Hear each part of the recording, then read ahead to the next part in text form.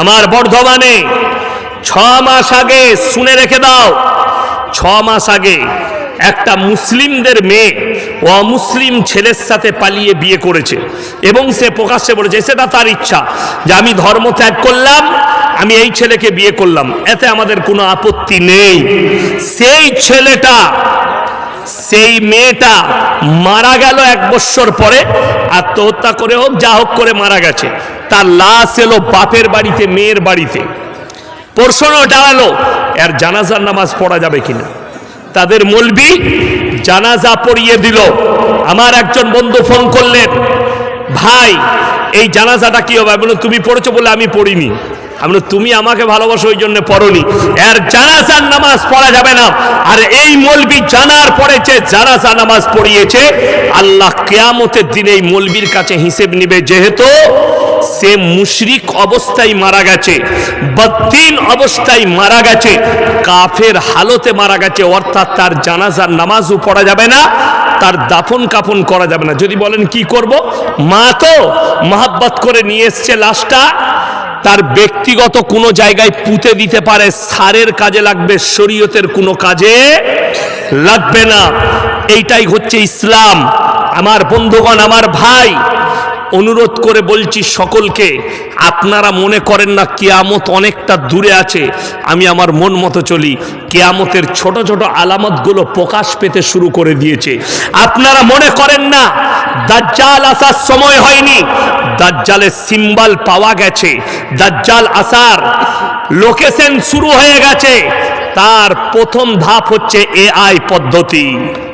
দাজ্জালের ফিতনার প্রথম পদ্ধতি হচ্ছে এআই পদ্ধতি। সব কিছু আমরা বলিনি, বৈজ্ঞানিকরা বলছেন 2026 সালের পরে মানুষের আয়ত্তে এই মেশিনগুলো, মোবাইলগুলো থাকবে না, মোবাইলের আয়ত্তে মানুষ চলে যাবে। তারা কন্ট্রোল করবে আমাদিকে, আমরা তাদেরকে নয়। অনেকগুলো আলামত প্রকাশ পেয়েছে। আপনারা দেখেছেন গোটা পৃথিবী জুড়ে তাণ্ডব চলছে। এফএসটেন ফাইল, যারা আমাদের মতো এই মাদ্রাসাকে যারা গালি দেয়, যারা কোরআনকে গালি দেয়, আজকে তসলিমা নাসরিনের মতো হারামের আওলাদ, আজকে আপনার আসাদ নূরের মতো হারামের আওলাদ, যে নাস্তিকরা নবী মুহাম্মদ সাল্লাল্লাহু আলাইহি সাল্লামকে গালি দেয়, কোরআনকে গালি দেয়, দাড়ি টুপিকে গালি দেয়, আজকে তাদের মুখে কুলু পেটেছে কেন জানেন? এফএসটেন ফাইল প্রকাশ হয়েছে। পৃথিবীর তাবর তাবর নেতা, তাবর তাবর জ্ঞানী, বড় বড় লোকদের নাম আছে সেখানে। সেখানে কি হতো? এফএসটেন বলে একজন ব্যক্তি ছিল আমেরিকার, সে ইহুদিদের একটা চর, মুসাদের এজেন্ট। সেই লোকটা একটা পুরো আইল্যান্ড কিনেছে। আইল্যান্ড মানে হচ্ছে সমুদ্রের দ্বীপ। সেই দ্বীপের মধ্যে, অবাক হবেন শুনে, পৃথিবীর বিভিন্ন দেশ থেকে চাকরি দেওয়ার নাম করে বাচ্চা বাচ্চা 12 বছর 13 বছরের তরুণীদিকে তুলে নিয়ে যেত। নিজস্ব ফ্লাইটে, নিজস্ব জেট ছিল তার, প্লেন, সেটাই তুলে নিয়ে যেত এবং সেখানে বিভিন্ন দেশের বড় বড় নেতারা হাজির হতো এবং তারা শারীরিক মিলন করতো ওই বাচ্চাগুলোর সঙ্গে। রেপ করা হতো। শুধু রেপ করে ক্ষান্ত থাকেনি, রেপ করার পরে সেই বাচ্চাগুলোকে মার্ডার করে তাদের মাংস রান্না করে সেটা দিয়ে মদ দিয়ে পার্টি হতো। বলুন নাউজবিল্লাহ। যারা নবীজিকে গালি দেয়, মাদ্রাসাকে গালি দেয়, আমার ভাই, যদি আদর্শ পেতে চান, আল্লাহর কসম খেয়ে বলছি, কোরআনের থেকে দামি আদর্শ পৃথিবীর আর কোনো কিতাবে আপনি পাবেন না। জোরে বলুন সুবহানাল্লাহ। কোরআনের থেকে ভালো আদর্শ আর কোথাও নেই। কোরআনের থেকে দামি আদর্শ পৃথিবীর কোনো জায়গায় পাবেন না। মাদ্রাসা কি দিয়েছে যারা জানতে চাইছেন, আমি তাদেরকে বলছি শোনো, মাদ্রাসা কি দিয়েছে। কজন ছেলের পাগড়ি হয়েছে? 6 জন। মাদ্রাসা কি দিয়েছে বলে দিই। আমাদিকে যে ছেলেগুলো দেয়, কোনগুলো দেয় জানেন? মাদ্রাসাওয়ালা দিকে বাপকে জ্বলাচ্ছে, মাকে জ্বলাচ্ছে, টেরাটা স্কুলে হচ্ছে না, বেকাটা গাছে চেপে আম পাচ্ছে বলে মাদ্রাসায় দিয়ে ওরা বুঝে লেখ। ঠিক বললাম না ভুল বললাম?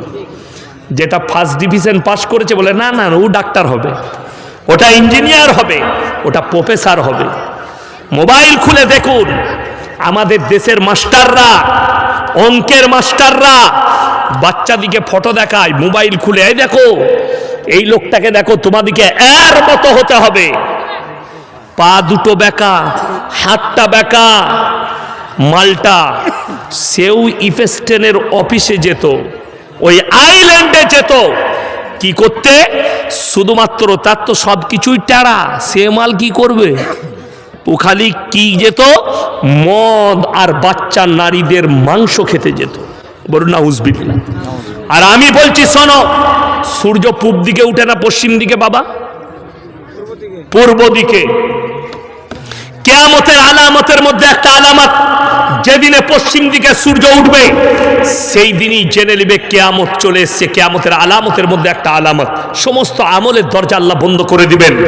আমার বন্ধুগণ, পূব দিকে সূর্য উঠে তার মানে আলোটা পূব দিকে আছে। যে সমস্ত আমার স্কুল কলেজ ইউনিভার্সিটির ছেলে মেয়ে আছো তারা শুনে যাও, পশ্চিম দিকে সূর্য ডুবে তার মানে পশ্চিমী দুনিয়া হচ্ছে অন্ধকার জগৎ। সেই অন্ধকার জগৎটা যারা মনে করছেন তাদের কাছে টেকনোলজি আছে, তাদের কাছে নাসা আছে, তাদের কাছে প্রযুক্তি আছে, আল্লাহর কসম করে বলছি তাদের কাছে খালি দুনিয়া আছে, আখিরাত বলে কিচ্ছু নেই। আসুন আমাদের কাছে দুনিয়াও পাবেন, আখিরাতও পাবেন। জোরে বলুন সুবহানাল্লাহ। যদি বলেন কেমন করে, কোরআনকে জিজ্ঞেস করুন, কোরআনে কোথাও লেখা নেই যে মসজিদের ভেতরেই পড়ে থাকো। এরকম কোন মৌলবি কোনদিন বলেছে? বলতে পারবে না, কোরআনের খিলাফ হবে। কেন? কোরআনে আমার আল্লাহ হুকুম দিয়েছেন, সূরা জুমআ, ইয়া আইয়ুহাল্লাযীনা আমানু ইযা নুদিয়া লিস-সালাতি মিন ইয়াউমিল জুমআ ফাসাউ ইলা যিকরিল্লাহি ওয়া যারুল বাই যালিকুম খায়রুল লাকুম ইন কুনতুম তা'লামুন।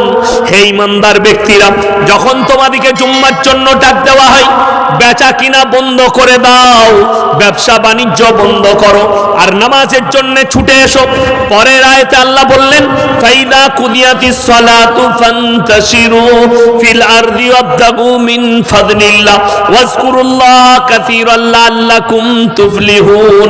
হে আমার নবী বলে দাও, যখন নামাজ শেষ হয়ে যাবে তখন আবার তোমরা হালাল রুজির সন্ধানে ছড়িয়ে পড়ো। জোরে বলুন সুবহানাল্লাহ। নামাজ শেষ, আবার ব্যবসায় লেগে যাও, কাজে লেগে যাও, মাঠে লেগে যাও, সব করো। দুনিয়া মানা করেনি, কোরআন দুনিয়াও বলেছে, দিনও বলেছে। আর হারামখোররা খালি দুনিয়া বলেছে, তাদের কাছে দিন নাই, তাদের কাছে আখিরাত নাই। আর কোরআন দুনিয়ার জন্য এত মারাত্মক বার্তা দিয়েছে আমার আল্লাহ, ওয়ামাল হায়াতুদ দুনিয়া ইল্লা মাতাউল গুরুর। এই দুনিয়া তোমাদের জন্য সম্পূর্ণ ধোঁকা। আজকে নবীজির দেওয়া অনেকগুলো ছোট আলামত প্রকাশ পেয়ে গেছে। নাম্বার 1, মসজিদ আল্লাহর ঘর। তখন তোমরা দেখবে মসজিদের ভেতরে দুনিয়াদারির কথা হচ্ছে, জানবে কিয়ামতের আলামত। আমার শ্বশুর গ্রামে মসজিদে আমি জুম্মা পড়েছি একদিন, তো জানেন ইমাম সাহেব বারবার বলছে, আরে আপনারা চুপ করুন না জুম্মার দিনে, কিন্তু তারা কথা বলেই যাচ্ছে, শুনবে না ইমামের কথা। আমি বললাম, দাঁড়িয়ে মাইকটা নিয়ে, এটা কিয়ামতের আলামত, অন্য কিচ্ছু নয়, আপনি চালিয়ে যান, ওরা ছাড়বে না। কিয়ামতের আলামত প্রকাশ পেয়ে গেছে, মসজিদের ভেতরে দুনিয়াদারি কথা বলবে। নাম্বার 2, রাস্তাঘাটে নারী পুরুষ গাধার মতো জিনা করতে লাগবে। সাহাবীরা বলেন, ইয়া রাসূলুল্লাহ, এমন যুগ আসবে? নবীজি বলেন 100% আসবে। আজকে সেই যুগটা চলে এসছে। মোবাইল খুলেন, হে আমার যুবক যুবতী যারা আছো, এই যে মোবাইলটা দেখছেন না, এটা বড় ডেঞ্জার জিনিস। এই মোবাইলে খালি 17,000 সাইট খোলা হয়েছে মুসলমানদের ঈমান ধ্বংস করার জন্য, যেখানে নোংরা ফিল্ম আর নোংরা ফটো সেখানে প্রমোট করা হচ্ছে। মুসলমানরা মোবাইল খুলবে, আপনি বাচ্চা ছেলের হাতে মোবাইল দিবেন, সে খুলতে খুলতে ওই নোংরা জিনিসগুলো, ফটোগুলো তাদের কাছে আসবে। তাদের জেহেনে 10 বছর না হতে হতে তারা জিনায় লিপ্ত হবে, তারা জিনার দিকে ঝুঁকে পড়বে, ভবিষ্যৎ অন্ধকার হবে। বেঈমান কাফেরদের এগুলো মিশন এক একটা, মুসলমানদের ঈমানকে ধ্বংস করা। শয়তান তো হচ্ছে মানুষের প্রকাশ্য দুশ্মন। দুশ্মন না দুশ্মন নয়? প্রকাশ্য দুশ্মন। কোরআনে আছে সূরা ইউসুফের প্রথম পৃষ্ঠায়, ইন্নাশ শাইতানা লিল ইনসানি আদুউম মুবিন, শয়তান মানুষের হচ্ছে প্রকাশ্য দুশ্মন। অর্থাৎ আপনাদেরকে অনুরোধ করছি সবাই কোরআনের সঙ্গে মহব্বত করব, বলুন ইনশাআল্লাহ। নাম্বার 4, এই কিয়ামতের আলামতটা প্রকাশ পেয়ে গেছে মারাত্মকভাবে। নবীজি বললেন অশিক্ষিত মূর্খরা সমাজের নেতৃত্ব দিবে আর শিক্ষিতরা চুপচাপ বসে শুনবে। এটা কিয়ামতের মারাত্মক আলামত, এটা প্রকাশ পেয়ে গেছে। ঠিক বললাম না ভুল বললাম? নবীজি বললেন মূর্খ অশিক্ষিতরা সমাজের নেতৃত্ব দিবে। আজকে ইমানদারির সঙ্গে বলুন তো, একটা মসজিদের ইমাম রাখতে গেলে তাকে জিজ্ঞেস করেন না যে আপনি মৌলবি কি না হাফেজ না কারি? জিজ্ঞেস করে না? করে না? সমাজের লোক, ভাই আপনি কোথা থেকে পড়ে এসছেন, ভাই কোথায় পড়াশোনা করেছেন? আপনি একটা ইমাম রাখবেন, তার এতগুলো গুণাবলী জানতে চাইছেন, কোথা থেকে পড়েছে, পড়াটা কেমন, বয়ান কেমন, তার চরিত্র কেমন, সব জানতে চাইছেন। আর যাকে সমাজের নেতা সিলেক্ট করবেন, যে গ্রাম পরিচালনা করবে, তার চরিত্রটা দেখবেন না? আমার ভাই, আমাদের দেশে চোর, ডাকাত, বাটপর, জিনাখোর, এখন ওইটা তো অনেক দূরের কথা। এখন পয়সা থাকলেই মসজিদের সেক্রেটারি হয়ে যাবে, তাতে সুদখোর হোক আর মাতাল হোক, গাঁজাখোর হোক। টাকা আছে, গায়ের জোর আছে বলে ও মসজিদের সেক্রেটারি, যা বুঝে কর। আমার বর্ধমানের কথা বলছি, থানাটার নাম করব না, এরা রেকর্ডিং করছে, কাল সকালে জলসাটা ছেড়ে দেবে। মসজিদের মতোয়াল্লি, মসজিদের পাশে 40টা তাল গাছ আছে, তাল গাছ। গ্রীষ্মের দিনে আদিবাসী ভাইদিকে কন্টেকে দেয়, গাছ পেছু 2000 করে দিবি, 40টা গাছ 80,000 টাকা রসটাঙ্গা। আর সে বলেছে আমাকে 1 হাঁড়ি করে রোজ দিবি, মানে সে হারাম করু মাতাল। আমার ভাই 1.5 টাকার মাইক আর 1.5 টাকার মৌলবি, ও ঠিকই আছে। আমার ভাই অনুরোধ করে বলছি, এই লোক যদি মসজিদের মতোয়াল্লি হয়, কিয়ামতের আলামত আর কি লিবেন আপনি? যদি চোর মসজিদের মতোয়াল্লি হয়, বেনামাজি যদি মসজিদের কমিটিতে থাকে, এর থেকে বড় আলামত আর কি লিবেন? আমি আর বেশি কিছু বলবো না, আপনার গায়ে লাগবে। বীরভূম ডিস্ট্রিক্টে একটা গ্রাম বার করে দেন তো, আপনার থানাতে বার করুন ময়ূরেশ্বরে, যে ছোট্টুরি গ্রামের মাদ্রাসায় অমুক গ্রাম থেকে অমুক পাড়া থেকে লোক এসেছিল, যে হুজুর আপনারা লিখে দেন তো, মুফতি সাহেব লিখে দেন তো, কোন কোন গুণাবলীগুলো থাকলে সে মসজিদের কমিটিতে থাকতে পাবে। কোনো এসছে হুজুর কোনোদিন গেছে সোঁতসাল মানসাই?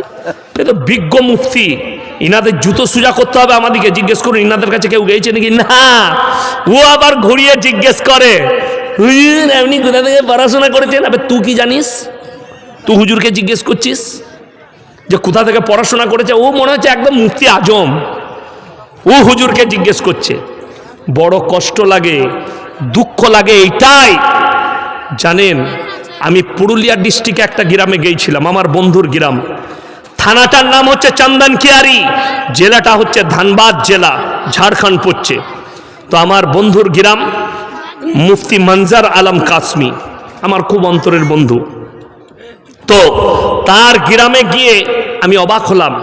বিকেল 3:30 থেকে 4টায় ঢুকেছি, রাত 1:30 থেকে 2টো পর্যন্ত ছিলাম আমি।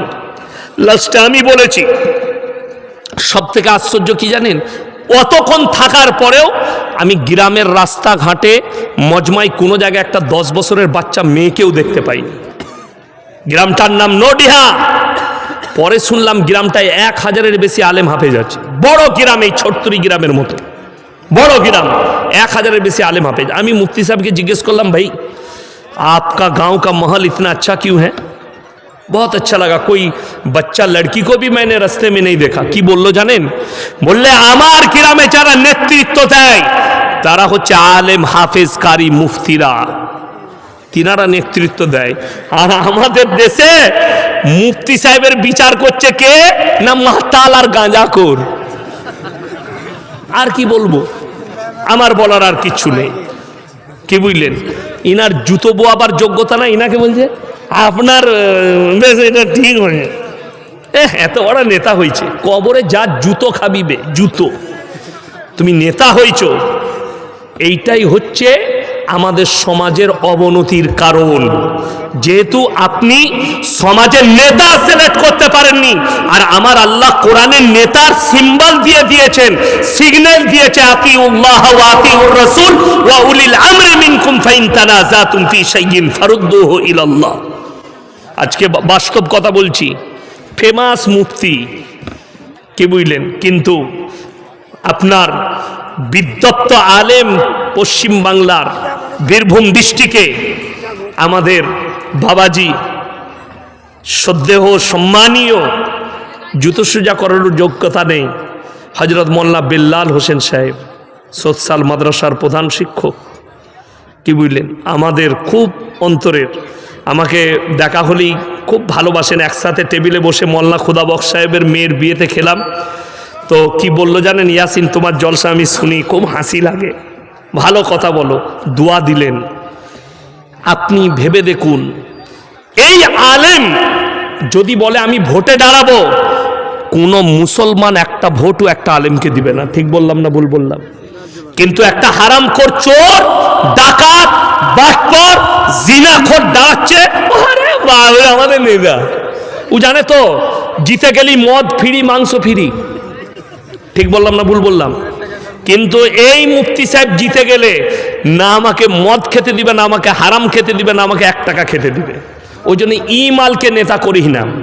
এটা হক বলবে, ইয়াসিন আমাকে যদি ভোটে দাঁড় করান 4টা ভোটও লোকে দিবে না, এমনি আমার সঙ্গে সেলফি তোলার লেগে মারামারি করবে, কিন্তু ও হারাম করাবার ভোট দিবে না। ও জানে ভোট দিলেই আমার চুল কাটাটা অন্যরকম হয়ে যাবে, ভোট দিলেই আমার এটা হয়ে যাবে। ওই জন্য ভোট আমাদিকে দিবে না, আলেম দিকে। আর অধপতনের কারণ হচ্ছে এইটাই, যে সমাজ ধ্বংস হয়ে যাবে যখন আলেমদের বেজ্জতি হবে সমাজের বুকে। একটা সাধারণ লোক আলেমকে বেজ্জতি করবে। আজকেই অনেকক্ষণ কথা হলো, সকালে দারুল উলুম দেওবন্দের উস্তাদ, ইনাদের উস্তাদ হজরত মোল্লা মুফতি ইউসুফ সাহেব তাওলি আমাকে ফোন করেছিলেন, বললে বেটা আপসে কুছ বাত করনি হ্যাঁ, গুপ্তগু করনি হ্যাঁ। কিছু একটা কারণ আছে আমাদের ভেতরে, একটা কিছু ছিল যেটার বিষয়ে আমি হজরত বলিয়ে হাম তো আপকে বচ্চে হ্যাঁ। তো অনেকক্ষণ কথা বললে, বলে आप इसको मान लीजिए और उन लोगों का गलती हुआ। तो আমি বললাম हजरत ये बड़ा बदतमीज़ है, हमसे बदतमीज़ी किया, और ये तो आलिम के उलमाओं के शान के खिलाफ है कि कोई आम लोग हम लोगों के ऊपर उंगली उठाएंगे, वो भी गलत तरीका से। ये तो हम मान नहीं सकते। আমি আমার আব্বাজিকেও বলেছি যে আমি কারোর সামনে হাঁটু গাঁথতে পারবো না। আমি মুম্বাই আদায় করতে গেছিলাম আমার জীবনে প্রথম, তো একটা দাতার কাছে গেলাম, দাতাটার বাড়ি বলবো না, বাংলারই বড় শেঠ।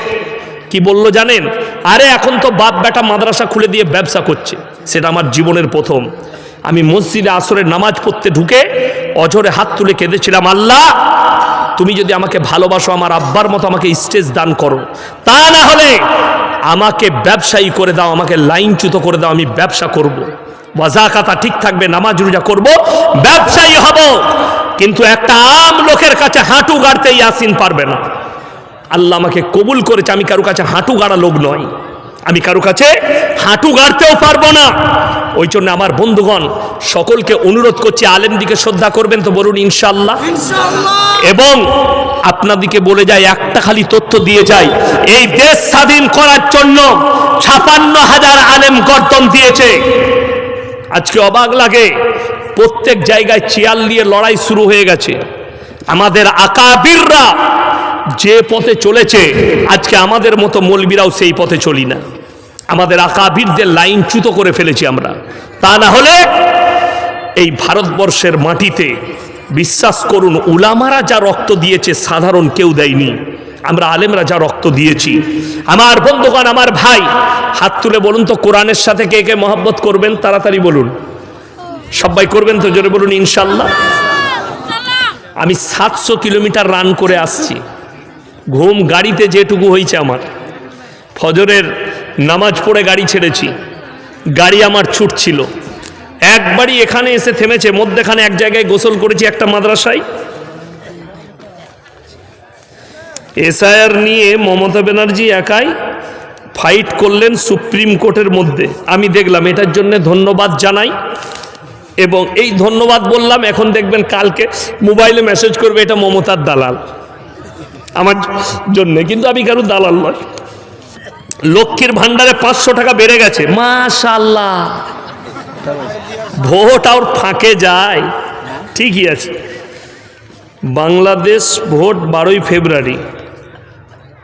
যেটার দ্বারা মঙ্গল হবে আল্লাহ যেন তাকে জিত হাসিল করায়, বলুন আমিন। বাংলাদেশ এবং ভারতের সম্পর্ক সুসম্পর্ক হোক, এটাই আমরা কামনা করব। এবং যে সরকার এলে ভারতের সঙ্গে সুসম্পর্ক হবে, এবং হক্কানি সরকারকে আল্লাহ তুমি গঠন করিয়ে দাও বাংলাদেশে, এটাই বলবো। আপনারা সবাই হাত তুলে বলুন তো, কোরআনের সঙ্গে মহব্বত করবেন ইনশাআল্লাহ। আল্লাহ 3 জনের দোয়াকে সঙ্গে সঙ্গে কবুল করে নেয়। কাছের গরিব যদি হাত পাতে তার হাতে দিয়ে দাও, দোয়া করলে কবুল করবে। এতিম আর মিসকিন যদি হাত পাতে তার দোয়াকে কবুল করে নিবে। আর মুসাফির ব্যক্তি যদি হাত পাতে তার দোয়াকে আল্লাহ কবুল করে নিবে। আজকে সবাই, সব থেকে বড় মুসাফির কে? আমি। আজিজুল ভাইও নয়, আমি। আমার বন্ধুগণ, আমি অনুরোধ করে বলছি, কোরআনে 30টা পারা আছে, 30 জন ভাই হাফিজে কোরআনদের জন্য 500 করে টাকা, 30টা কোরআনের পয়সা আমার হাতে লগদ কে কে দিবেন তাড়াতাড়ি উঠে আসুন। যদি না থাকে, মোবাইলে থাকে, স্ক্যানারে দেন। 30টা কোরআনের পয়সা আমি চেয়েছি। মুসাফির, আমি দোয়া করব আল্লাহ যেন সকলকে ভালো রাখে কোরআনের বাদাউলাতে। নবীজি বলেছেন, জাকিরা গচ্ছিত সম্পদ, মানুষ কিয়ামতের দিনে কানতে লাগবে। মাশাআল্লাহ, জাযাকাল্লাহ। 1 নম্বর বিসমিল্লাহ হয়েছে, তাড়াতাড়ি উঠে আসুন। আমি 30টা চেয়েছি, জাযাকাল্লাহ, আলহামদুলিল্লাহ। 2টো হয়েছে, ভাই তাড়াতাড়ি আসুন।